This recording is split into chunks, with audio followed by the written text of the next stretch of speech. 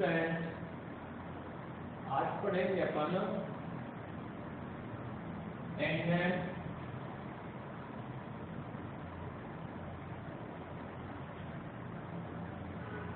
उत्प्रेरण की क्रियाविधि।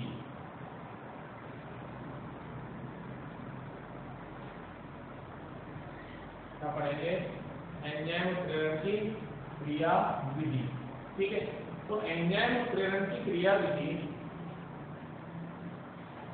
माइकेलिस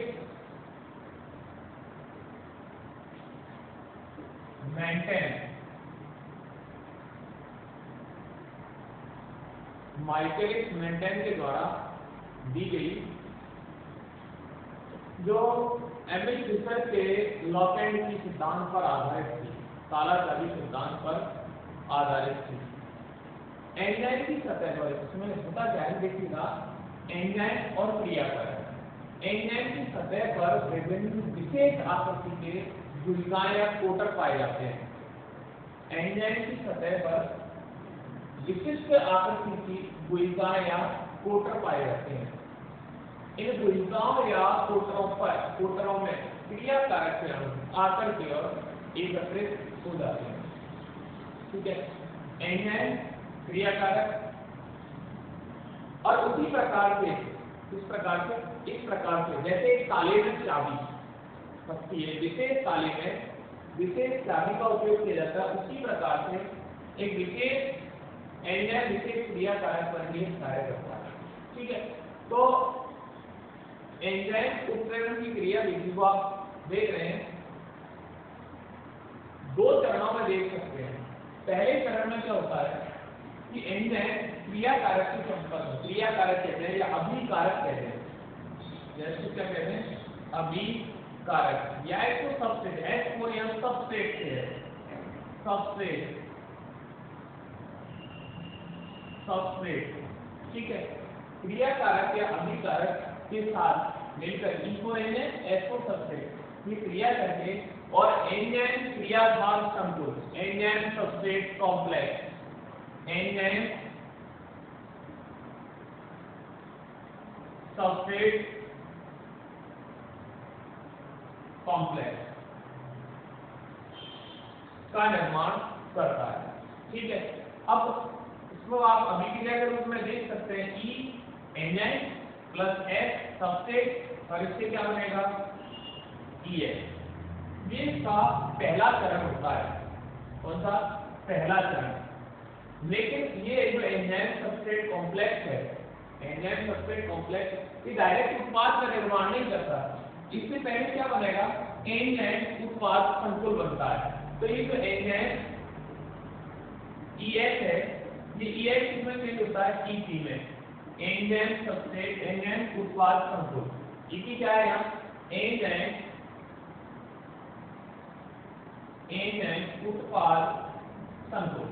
ठीक है, और ये एंजाइम उत्पाद संकुल अगले चरण में, मतलब दूसरे चरण में, इसको आप दूसरा डिटेल को तीसरा लिख सकते हैं, तीसरी अभिक्रिया, ये एंजाइम उत्पाद संकुल। ठीक है, ये एंजाइम उत्पाद संकुल जो ये बना है, ये इससे उत्पाद अलग हो जाएगा, ये उत्पाद अलग हो जाएगा, एंजाइम नई अभिक्रियाओं को उत्प्रेरित करने के लिए तैयार हो जाएगा। तो इससे क्या बनेगा, ई पी से क्या बनेगा, ई ये एंजाइम अलग हुआ और प्लस पी प्रोडक्ट, ये उत्पाद है और ये एंजाइम है। एंजाइम अगली अभिक्रिया को उत्प्रेरित करने के लिए तैयार हो जाएगा। ठीक है, तो एंजाइम उत्प्रेरण की क्रियाविधि इसके द्वारा दी गई माइकेलिस मेंटेन के द्वारा, जो एमिल फिशर के ताला चाबी सिद्धांत या लॉक एंड की थ्योरी पर आधारित थी। ठीक है, दो चरणों में ये अभिक्रिया संपन्न होती है। पहले चरण में एंजाइम क्रियाधार या अभिकारक सबस्ट्रेट के साथ मिलकर के एंजाइम सबस्ट्रेट कॉम्प्लेक्स का निर्माण करता है। दूसरे चरण में ये एंजाइम सबस्ट्रेट कॉम्प्लेक्स पहले एंजाइम उत्पाद संकुल में परिवर्तित होता है, ये एंजाइम उत्पाद संकुल एंजाइम उत्पाद में अलग हो जाता है।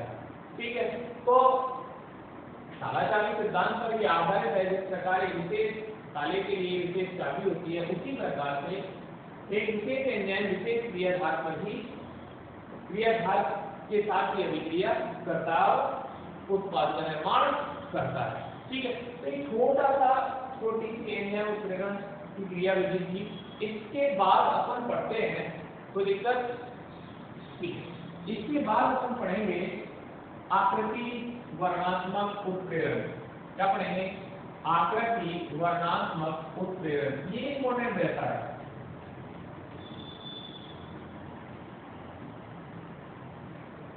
आकृति वर्णात्मक उत्प्रेरण,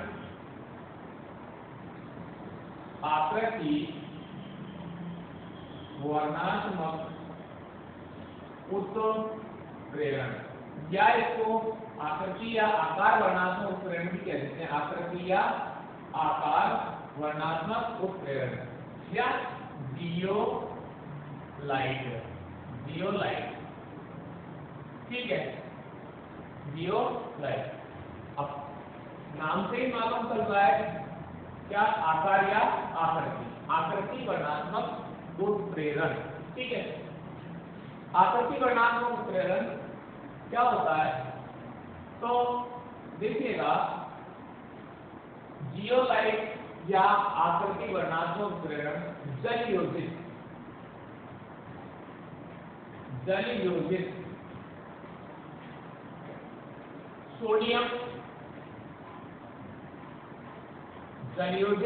सोडियम एल्यूमिनो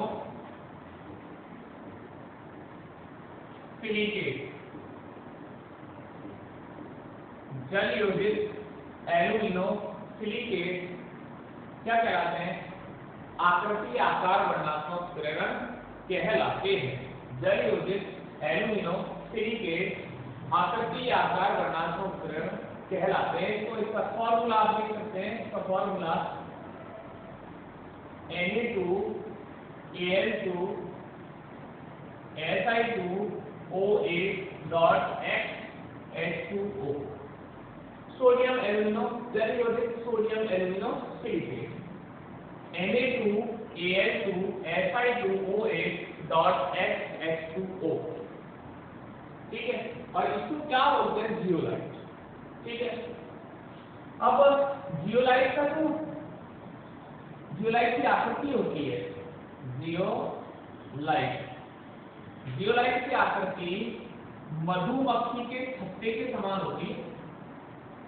मधुमक्खी के छत्ते के समान, मधुमक्खी का छत्ता आप लोग जानते होंगे सभी, इस प्रकार से होता है।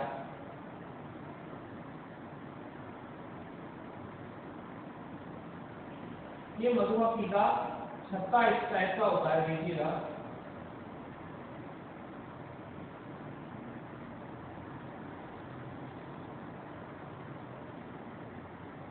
ये मधुमक्खी का छत्ता, और मधुमक्खी के छत्ते में क्या भरा रहता है? शहद भरा रहता है। लेकिन जियोलाइट की जो संरचना है, इनके जो छिद्र है, इनमें क्या भरा रहता है? जल। कैसा है? जल योजित। और जल योजित है तो इनकी गुलिकाओं में क्या भरा रहेगा? जल भरा रहता है। गुलिका कहते हैं, छिद्र कहते हैं, कोटक कहते हैं। ठीक है, कैविटी बोलते हैं, एक ही बात है। तो इनमें जल भरा रहता है, इसीलिए इसको जल योजित सोडियम एल्यूमिनो सिलिकेट कहा जाता है। जब इसका उपयोग करते हैं, उपयोग में लेने से पूर्व इसको निर्वात में गर्म किया जाता है। उपयोग में लेने के पूर्व जियोलाइट को निर्वात में गर्म किया जाता है। और गर्म करने से क्या होगा? इसका जो जल है, इसके छिद्रों में भरा हुआ है, कुंडलों में भरा हुआ जल है, वो बाहर निकल जाता है और ये सैरंध्र हो जाता है। कैसा हो जाता है? सैरंध्र हो जाता है। ठीक है, ऐसा होगा, ये सैरंध्र हो जाता है। अब क्रियाकारक क्या उत्प्रेरक के ऐसे अणु जिनके छिद्रों का आकार इस जियोलाइट उत्प्रेरक के छिद्रों के बराबर होता है। इन छिद्रों, वापस सुनना, अब क्रियाकारक या उत्पाद के छिद्रों का आकार जियोलाइट उत्प्रेरक के छिद्रों के आकार के बराबर होता है, तो इसमें आसानी से प्रवेश कर जाते हैं। इन जियोलाइट उत्प्रेरक के छिद्रों का जो आकार होता है, व्यास होता है, वो 260 pm से 740 पिकोमीटर तक होता है। कितना? 260 पिकोमीटर से 740 पिकोमीटर तक जियोलाइट उत्प्रेरक के छिद्रों का आकार होता है। कि परिभाषा क्या लिखेंगे? वह उत्प्रेरक की प्रक्रिया, ध्यान से सुनिएगा, वह उत्प्रेरक की प्रक्रिया जिसमें जियोलाइट उत्प्रेरक के छिद्रों का आकार क्रिया कारक एवं उत्पाद के छिद्रों के बराबर होता है, आकृति वर्णात्मक उत्प्रेरण या आकार वर्णात्मक उत्प्रेरण कहलाती है। वह उत्प्रेरण की प्रक्रिया जिसमें जियोलाइट उत्प्रेरक के छिद्रों का आकार उत्प्रेरक क्रिया कारक एवं उत्पाद के छिद्रों के बराबर होता है, आकार वर्णात्मक उत्प्रेरण कहलाता है। ठीक है, क्लियर?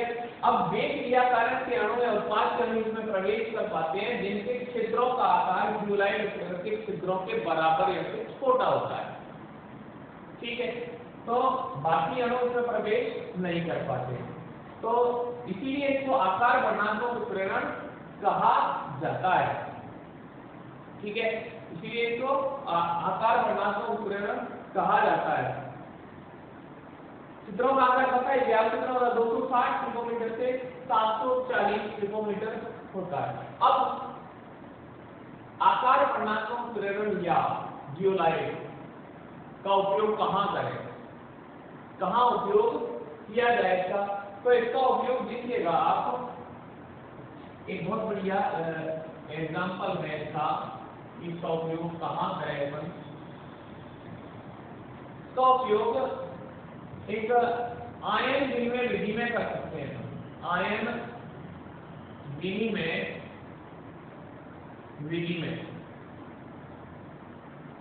कठोर जल को मृदु बनाने में, इसमें कठोर जल को मृदु बनाने में, आयन विनिमय विधि में कठोर जल को मृदु बनाने में किया जाता है। इसके अलावा जियोलाइट उत्प्रेरक का उपयोग पेट्रोरसायन उद्योग में, इसमें पेट्रोरसायन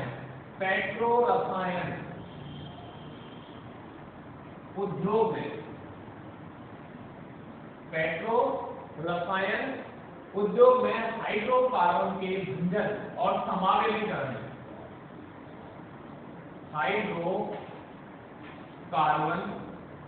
के भंजन एवं समावेशीकरण और जो सबसे ज्यादा और मोस्ट इंपोर्टेंट उपयोग है जियोलाइट का प्रकार है ZSM5। जियोलाइट का प्रकार है, एक प्रकार का जियोलाइट है और इसका उपयोग किया जाता है एल्कोहल को सीधे पेट्रोल या गैसोलीन में परिवर्तित करने के लिए, पेट्रोल या गैसोलीन में परिवर्तित करने के लिए। ध्यान रखिएगा, पूछा गया है कई बार बोर्ड की एग्जाम में भी पूछा गया है, अनेक बार पूछा गया है कि उस जियोलाइट का नाम लिखिए जिसका उपयोग एल्कोहल से पेट्रोल या गैसोलीन बनाने में किया जाता है, या एल्कोहल को पेट्रोल या गैसोलीन में परिवर्तित करने के लिए किया जाता है। तो आप क्या लिखेंगे? ZSM5 जियोलाइट का एक प्रकार है, ध्यान रखिएगा, जिसका उपयोग एल्कोहल से पेट्रोल या गैसोलीन। होता क्या है, यहाँ एल्कोहल का क्या होता है, पहले निर्जलीकरण होता है। एल्कोहल का क्या होगा? निर्जलीकरण, और निर्जलीकरण होने के पश्चात एल्कोहल किसमें चेंज होता है? पेट्रोल या गैसोलीन में चेंज हो जाता है। तो इसका आप उसे ध्यान रखें कि एल्कोहल को पेट्रोल या गैसोलीन में परिवर्तित करने के लिए किस जियोलाइट का उपयोग किया जाता है, उसका नाम लिखिए। तो क्या लिखेंगे आप? ZSM5। ठीक है, ये क्या था? आकार वर्णात्मक उत्प्रेरण या आकृति वर्णात्मक उत्प्रेरण। ठीक है, यहाँ पर आकर के और आपका इस चैप्टर का दूसरा भाग समाप्त हो जाता है। पहला भाग हमने अधिशोषण पढ़ा था, अधिशोषण, और दूसरा बताया था मैंने उत्प्रेरण और तीसरा भाग जो अब पढ़ेंगे अपन वो है कोलॉइड। कोलॉइड,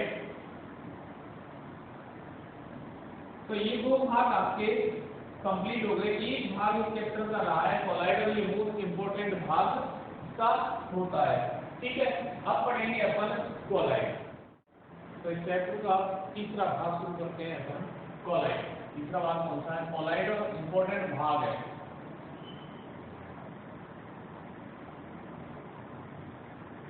इंपोर्टेंट भाग है, यहाँ से क्वेश्चन पूछे जाने की संभावना ज्यादा रहती है इस भाग से, ठीक है। तो कोलाइटिस की अपन बात करें, कोलाइटिस शब्द है वो ग्रीक भाषा के शब्द कोला से बना है। इसे ग्रीक भाषा के शब्द कोला से ये बना है और इसका अर्थ होता है गोंद या चिपकने वाले पदार्थ। क्या होता है? गोंद या चिपकने वाले पदार्थ, ठीक है। तो सबसे पहले थॉमस ग्राम एक वैज्ञानिक हुआ था, थॉमस ग्राम। और थॉमस ग्राम ने पदार्थों का कणों के आकार के आधार पर वर्गीकरण किया। थॉमस ग्राम ने वितरण के आधार पर, कणों के वितरण के आकार के आधार पर, कणों के वितरण के आकार के आधार पर वर्गीकरण किया और उसने ये बताया कि इस आधार पर पदार्थ कितने प्रकार के होते हैं? दो प्रकार। एक तो है सॉलिड जो अपन पढ़ रहे हैं सॉलिड, और दूसरा क्रिस्टलॉइड या क्रिस्टलाव। दूसरा क्या है? क्रिस्टलॉइड या क्रिस्टलाव। इंग्लिश में लिखेंगे तो क्रिस्टलॉइड लिखेंगे, जैसे इसको कोलॉइड लिखा हुआ, और वैसे क्या लिखेंगे हिंदी में? क्रिस्टलाव, क्रिस्टलाव, ठीक है। तो दो भागों में वितरण के आधार पर कितने भागों में? दो भागों में, कोलॉइड और क्रिस्टलाव। कोलॉइड क्या होते हैं? कोलॉइड ये पदार्थ होते हैं जो चर्मपत्र या जानता झिल्ली से होकर के विस्तृत नहीं होते। ध्यान से सुनिएगा, कोलॉइड वे पदार्थ होते हैं जो जानता झिल्ली या चर्मपत्र से होकर के विस्तृत नहीं होते। क्या कहलाते हैं? कोलॉइड कहलाते हैं। थॉमस ग्राम ने को क्या कहा? कोलॉइड कहा। जैसे गोंद, जिलेटिन, प्रोटीन, बहुलक, स्टार्च। एग्जांपल ध्यान से सुनना, गोंद, जिलेटिन, प्रोटीन, बहुलक और स्टार्च, ये कैसे है? कोलॉइड।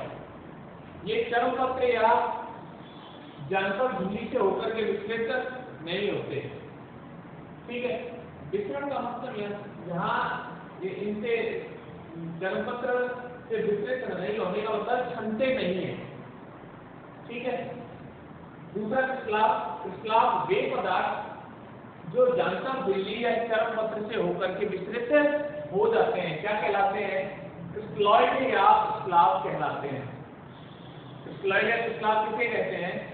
ऐसे पदार्थ जो चर्मपत्र या जानता झिल्ली से होकर के विस्तृत हो जाते हैं, वो क्या कहलाते हैं? क्रिस्टलॉइड या क्रिस्टलाव कहलाते हैं। जैसे शर्करा, यूरिया और NaCl का जलीय विलयन, NaCl का जलीय विलयन। ये वर्गीकरण थॉमस ग्राम ने कर तो दिया, लेकिन संतोषजनक नहीं था। क्यों? क्योंकि एक ही पदार्थ कोलॉइड और क्रिस्टलाव दोनों की भांति व्यवहार कर सकता है। अलग अलग समय में एक ही पदार्थ कोलॉइड और क्रिस्टलाव दोनों की भांति व्यवहार कर सकता है। जैसे सोडियम क्लोराइड, जिसको अपन ने क्रिस्टलाव में एग्जांपल लेगा, सोडियम क्लोराइड का जल में विलयन किसकी भांति व्यवहार करेगा? क्रिस्टलाव की भांति। एग्जांपल लिखा अपन ने NaCl, क्रिस्टलाव में एग्जांपल लिखा NaCl, तो NaCl का जल में विलयन किसकी भांति व्यवहार करेगा? क्रिस्टलॉइड की भांति या क्रिस्टलाव की भांति व्यवहार करेगा। लेकिन अगर NaCl का बेंजीन में विलयन बनाया जाए तो किसकी भांति व्यवहार करेगा? कोलॉइड की भांति व्यवहार करेगा।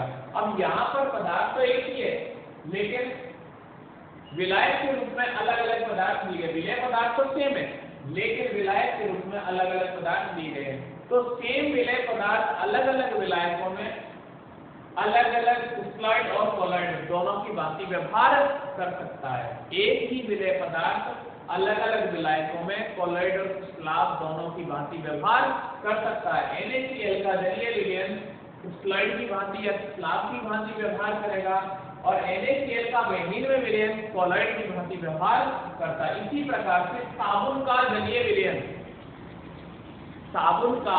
विलयन किसी भांति कोलॉइड की भांति व्यवहार करता है, जबकि साबुन का एल्कोहलिक विलयन क्रिस्टलॉइड की भांति व्यवहार करता है। तो यहाँ पर एक ही पदार्थ है लेकिन विलयन अलग अलग है। यहाँ साबुन का जलीय विलयन किसकी भांति व्यवहार कर रहा है, कोलॉइड की भांति, और साबुन का ही एल्कोहल में विलयन क्रिस्टलाव की भांति व्यवहार करता है। विशेष परिस्थितियों में सोना, चांदी, तांबा आदि धातुएं भी कोलॉइड अवस्था में प्राप्त की जा सकती हैं। आगे इनको बनाने की विधियां पढ़ेंगे अपन इस चैप्टर में। विशेष परिस्थितियों में सोना, चांदी, तांबा आदि धातुएं कोलॉइड अवस्था में प्राप्त की जा सकती हैं। ठीक है, क्लियर हुआ है वर्गीकरण? समझ ग्राम में इसको कितने भागों में वितरण के आधार पर कितने भागों में, दो भागों में विभाजित किया। कोलॉइडल क्रिस्टलाव कोलॉइड कौन से पदार्थों का, वे पदार्थ जो जन्मपत्र या जंतु झिल्ली से विचलित हो जाते, विचलित नहीं होते, क्या कहलाते हैं, कोलॉइड कहलाते हैं। जैसे गोंद, जिलेटिन, प्रोटीन, बहुलक, स्टार्च आदि। क्रिस्टलॉइड वे पदार्थ जो चर्मपत्र या जंतु झिल्ली से विचलित हो जाते हैं, क्या कहलाते हैं, क्रिस्टलॉइड कहलाते हैं। शर्करा का जलीय, शर्करा का विलयन यूरिया, सोडियम क्लोराइड। ठीक है, लेकिन क्या था कि 100 ग्राम इससे संतुष्ट नहीं थे, क्योंकि एक ही पदार्थ कोलॉइड और क्रिस्टलाव दोनों की भांति व्यवहार कर सकता है। तो जैसे एग्जांपल लिया, NaCl विलय पदार्थ जल जैसे विलायक में क्रिस्टलॉइड की भांति व्यवहार करेगा, लेकिन बेंजीन जैसे विलायक में कोलॉइड की भांति व्यवहार करेगा। ऐसे ही साबुन का जलीय विलयन कोलॉइड की भांति, लेकिन साबुन का एल्कोहलिक विलयन क्रिस्टलॉइड की भांति व्यवहार करेगा। विशेष परिस्थिति में सोने, चांदी, तांबा आदि धातु कोलॉइड विलयन बनाए जा सकते हैं। ठीक है, अब इससे क्या निष्कर्ष निकलता है? निष्कर्ष निकलता है कि कोलॉइड कोई पदार्थ न होकर के पदार्थ की वह अवस्था होती है। ध्यान से सुनिएगा, ये ऐसे क्वेश्चन भी है आपकी किताब में, आपकी आरबीसी वाली बुक में क्वेश्चन भी है ये, कि कोलॉइड कोई पदार्थ न होकर के पदार्थ की वह अवस्था होती है जो कणों के आकार पर निर्भर करती है। सिद्ध कीजिए कि कोलॉइड कोई पदार्थ नहीं बल्कि पदार्थ की वह अवस्था है जो कणों के आकार पर निर्भर करती है। तो आपको पूरा का पूरा थॉमस ग्राम का ये वर्गीकरण लिखना पड़ेगा इसमें, और लास्ट में लिखना पड़ेगा। इससे सिद्ध होता है कि कोलॉइड कोई पदार्थ न होकर के पदार्थ की वह अवस्था है जो कणों के आकार पर निर्भर करती है। अब कणों के आकार के आधार पर विलयनों का जब विभाजन करते हैं, अपन वर्गीकरण करते हैं, क्लासिफिकेशन करते हैं, तो देखिए विलयन क्या है, दो प्रकार का अपन ने पढ़ा था, समांगी विलयन और विषमांगी विलयन। अब समांगी विलयन तो होते हैं वास्तविक विलयन, और विषमांगी विलयन होते हैं दो प्रकार के, कोलॉइड विलयन और निलंबन। कुल मिला के कणों के आकार के आधार पर विलयन कितने प्रकार के हो गए? 3 प्रकार के हो गए। कितने प्रकार के? 3 प्रकार के। वैसे विलयन कितने प्रकार के? 2 प्रकार के पढ़ेंगे, बस समांगी और विषमांगी। लेकिन समांगी कौन से? वास्तविक विलयन हो गए, और विषमांगी में 2 प्रकार आ गए, एक आ गया कोलॉइड विलयन और दूसरा आ गया निलंबन। ठीक है, तो कुल मिला के विलयन कितने प्रकार के? 3 प्रकार के हो गए। 3 प्रकार कौन कौन से हैं?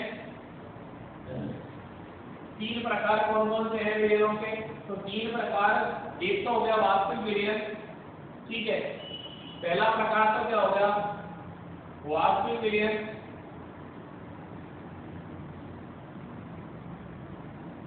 दूसरा प्रकार क्या है? कोलॉइड विलयन।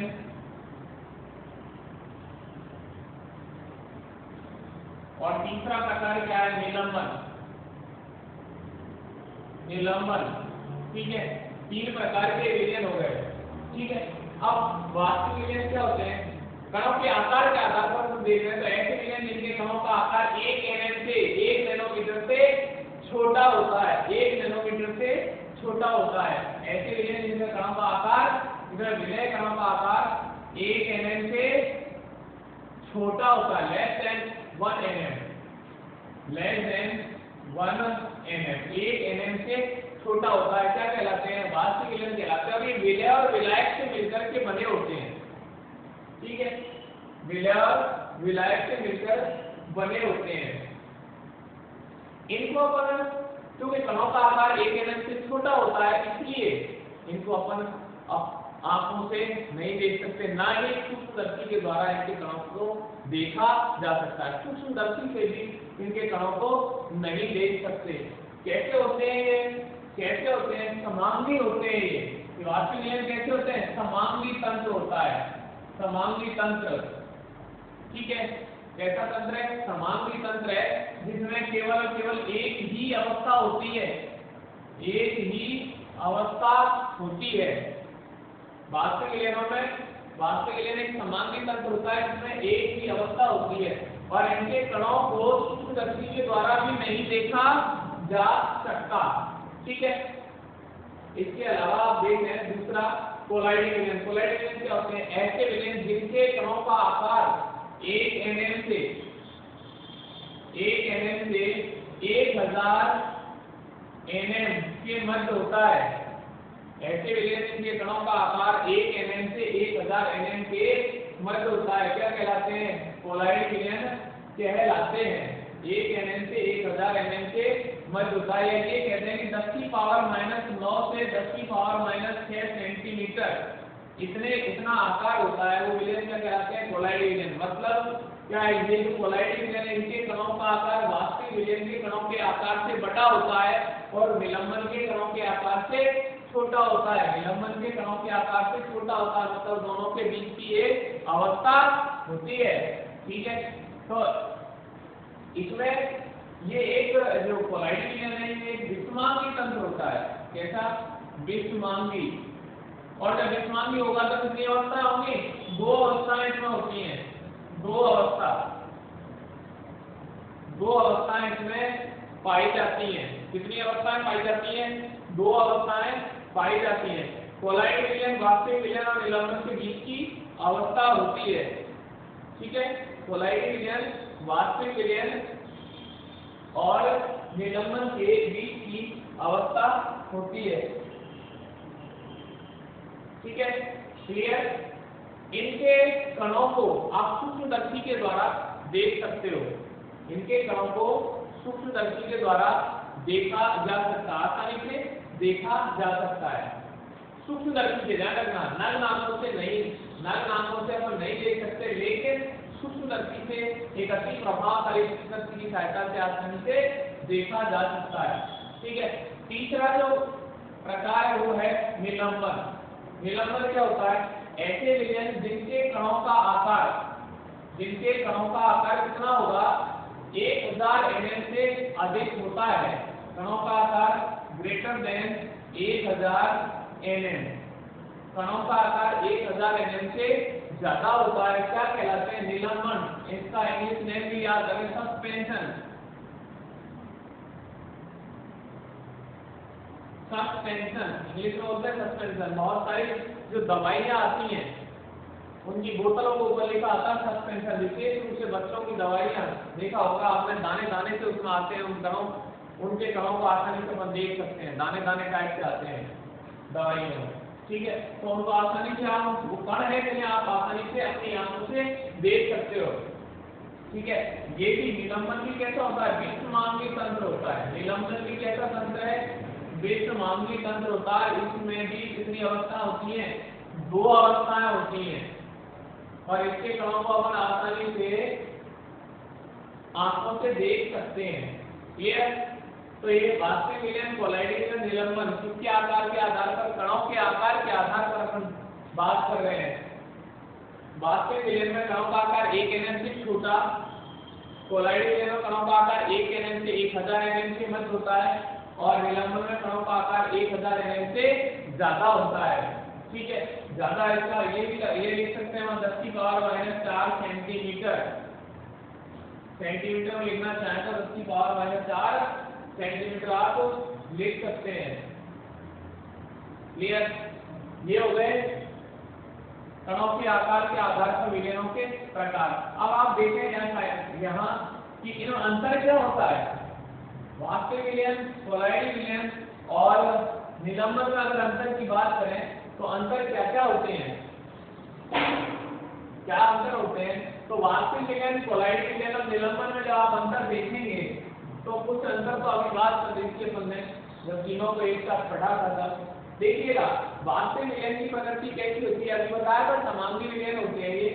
कोलाइडी विलयन और निलंबन विषमांगी तंत्र है, दोनों विषमांगी होते हैं। कोलाइडी विलयन और निलंबन विषमांगी होते हैं, जबकि वास्तविक विलयन कैसे हैं, समांगी होते हैं।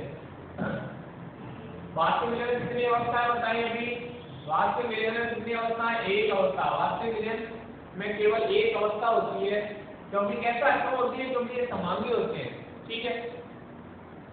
दूसरा कोलाइडी विलयन में दो अवस्था होती है और निलंबन में भी दो अवस्था होती है। अभी अपन बात करेंगे कौन कौन सी दो अवस्था होती है, ठीक है।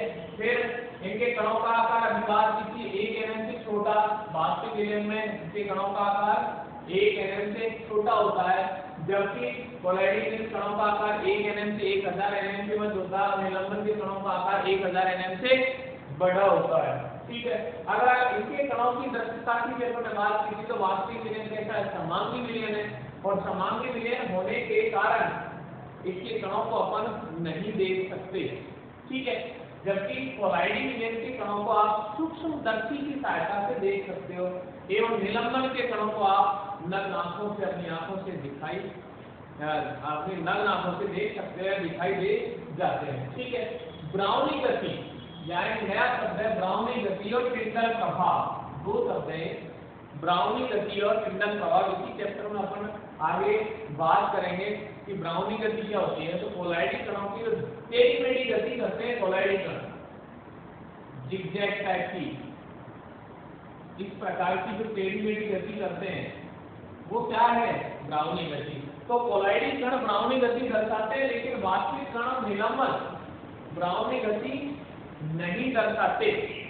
केवल ब्राउनी गति कौन दर्शाएगा, कोलाइडी विलयन। वास्तविक विलयन और निलंबन ब्राउनी गति और टिंडल प्रभाव दोनों ही नहीं दर्शाएंगे, जबकि कोलाइडी विलयन ब्राउनी गति एवं टिंडल प्रभाव दोनों ही दर्शाते हैं। ध्यान रखिएगा, नहीं दर्शाते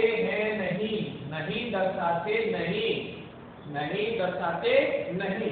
तो ब्राउनी गति और टिंडल प्रभाव कौन दर्शाएगा, कोलाइडी विलयन दर्शाते हैं। वास्तविक विलयन और निलंबन ब्राउनी गति और टिंडल प्रभाव नहीं दर्शाते। क्यों नहीं दर्शाते, क्योंकि इनके कणों का आकार, वास्तविक विलयन के कणों का आकार बहुत छोटा होता है, निलंबन के कणों का आकार बहुत ज्यादा बड़ा होता है, और इसके कणों का आकार, कोलाइडी विलयन कणों का आकार दोनों के मध्य का होता है, जिसके कारण आसानी से ब्राउनी गति और टिंडल प्रभाव दर्शाते हैं। इसी प्रकार वास्तविक विलयन में विसरण का गुण तीव्र गति से पाया जाता है। वास्तविक विलयन बहुत तीव्र गति से विसरित होते हैं, जबकि क्योंकि कणों का आकार बहुत ज्यादा छोटा होता है, ज्यादा छोटा होने के कारण ये बहुत तीव्र गति से विसरित होते हैं।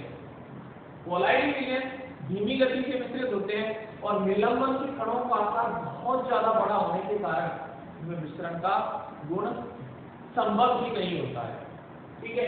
तो विसरण का जो गुण है वो संभव नहीं होता है। ये क्या थे, वास्तविक विलयन और कोलाइडी विलयन।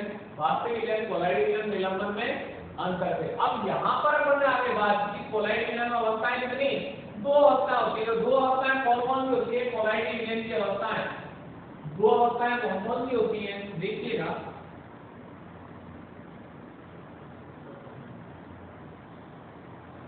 दो अवस्था होती है कोलाइडी की अवस्थाएं कौन कौन, दो अवस्था। एक होती है परिक्षिप्त प्रावस्था, क्या आप परिक्षिप्त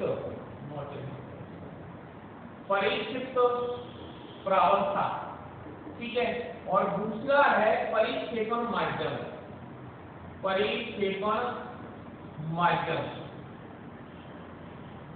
को आंतरिक अवस्था भी कहा जाता है, या इसको विकृत अवस्था।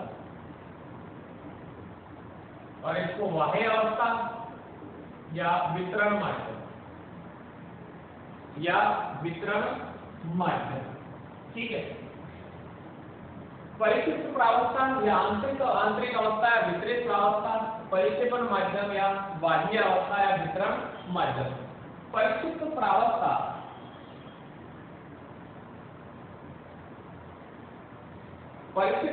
जैसे अपन विलयन पढ़ते हैं, विलयन में अपन पढ़ते हैं विलय और विलायक। विलयन में क्या पढ़ते हैं?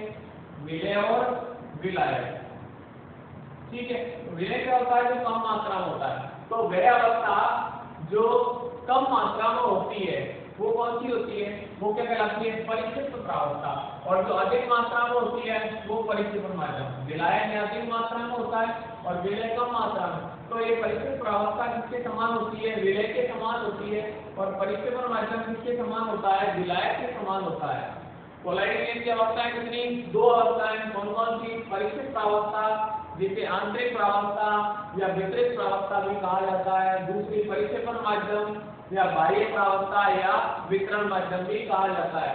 परिक्षिप्त प्रावस्था में घटक कम मात्रा में उपस्थित होता है, जबकि परिक्षेपण माध्यम में घटक अधिक मात्रा में उपस्थित होता है। परिक्षिप्त प्रावस्था विलय के समान होती है, जबकि परिक्षेपण माध्यम विलायक के समान होती है। अब आप देखें, जैसे आप देखें यहाँ चांदी का या सिल्वर का जलीय विलयन, सिल्वर, ये एग्जांपल से देखें, सिल्वर का जलीय विलयन। अब आपको इसमें छांटना है परिक्षिप्त प्रावस्था और परिक्षेपण माध्यम, सिल्वर या चांदी। क्या छांटना है आपको? परिक्षिप्त प्रावस्था और परिक्षेपण माध्यम। तो देखिएगा इस प्रकार से डायग्राम बनाए इसका।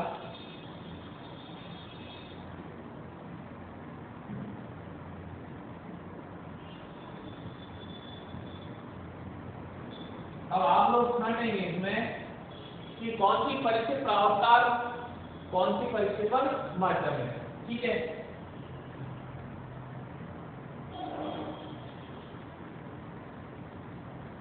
ये है सिल्वर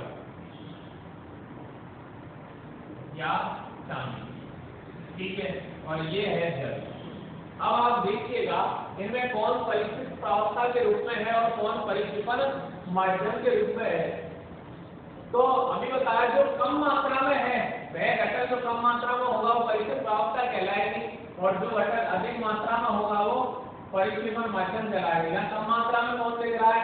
सिल्वर या चांदी। तो ये किसका काम करेगी? ये किसका कार्य करेगी? यहाँ परिक्षिप्त प्रावस्था का, ठीक है। और अधिक मात्रा में कौन है? जल। तो ये होगा परिक्षेपण माध्यम।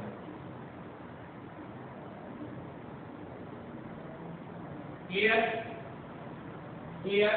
परिक्षिप्त प्रावस्था परिक्षेपण माध्यम समझ में आई बात।